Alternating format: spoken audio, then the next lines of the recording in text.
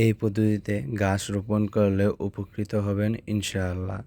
আসসালামু আলাইকুম। একজন খামারির সবথেকে গুরুত্বপূর্ণ হাতিয়ার হচ্ছে ঘাস। এই ঘাস ছাড়া একজন খামারি কোনোভাবে তার খামার পরিচালনা করার চিন্তাভাবনা করতে পারে না। ভিডিওতে আপনারা যে ঘাসগুলো দেখতে পাচ্ছেন, মূলত এগুলো জারা ঘাস। অনেকেই এটাকে নেপিয়ার নামেও চিনে। তাই আজ পরীক্ষামূলকভাবে এক নতুন পদ্ধতিতে এই ঘাস রোপণ করতে যাচ্ছি। আমার হাতে যেসব ছোট ছোট টুকরোগুলি দেখতে পাচ্ছেন, এগুলোকে কাটিং বলা হয়। এই কাটিং থেকে খুব অল্প সময়ের মধ্যে গাছগুলো বড় হতে থাকে।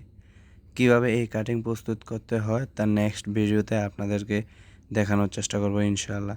যেহেতু এটা আমার অন্য ঘাসের জমি, তাই এই জমিতে পরীক্ষামূলকভাবে ঘাসের কাটিংগুলো রোপণ করতেছি।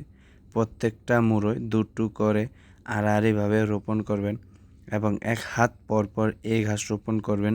এতে করে আটিগুলো মোটা হয়ে জন্মাবে এবং খুব দ্রুত এই ঘাসগুলো বেড়ে উঠবে ইনশাআল্লাহ। জমির ঘাসগুলো বড় হওয়ার কারণে হাত দিয়ে সরিয়ে জায়গা করে তারপর এই কাটিং লাগাচ্ছিলাম। একটা জিনিস মাথায় রাখবেন, কিছুদিন পরই বর্ষাকাল শুরু। তাই যাদের উঁচু জমি আছে, যে জমিতে পানি আসে না, তারা ওই জমিতে অবশ্যই ট্রিলার মেশিন বা ট্রাক্টর দিয়ে চাষ দিয়ে তারপর এই কাটিং লাগাবেন। পাশেই দেখতেছিলাম আমার ছোট ভাই এবং ভাতিজা ঘুড়ি উড়াচ্ছিল। ঘুড়ি উড়ানোর সময় ঘুড়ির সাউন্ডটা একবার শুনুন।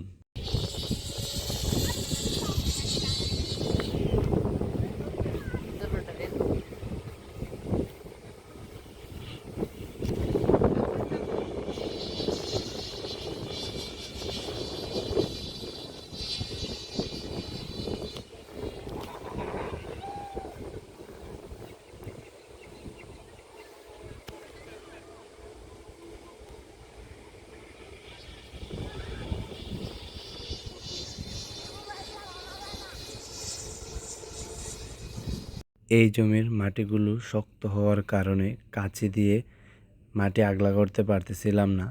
তাই শাবল দিয়ে মাটি জোরজোড়া করে নিতেছিলাম এবং তারপর কাটিংগুলো আবার লাগালাম। এই পদ্ধতিতে গাছ রোপণ করলে উপকৃত হবেন ইনশাআল্লাহ। আজকের ভিডিওটি এই পর্যন্তই। দেখা হবে অন্য কোনো ভিডিওতে। আসসালামু আলাইকুম।